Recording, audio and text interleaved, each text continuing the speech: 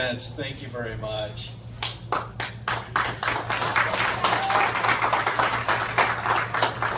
So for those who have not done the math, my dad was born in 1926. At that time, I think the average income was about $1,700.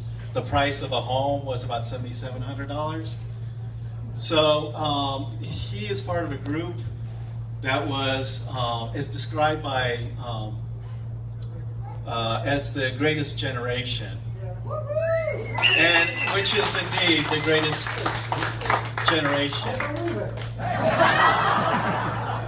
So my dad lived through the Great Depression, followed by World War II, where he served in the Army in the Pacific, and he had a number of close calls in the Pacific.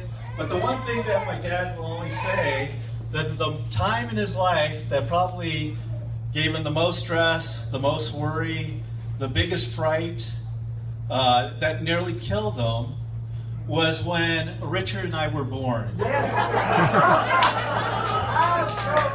Now, the reason for that is you have to remember in those days they didn't have the medical technology that they do have now.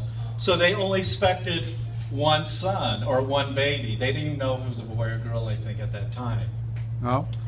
So here is my dad. In those days, the fathers had a waiting room separately and they would wait. And so my father finds out that he has a baby son and everything seems wonderful.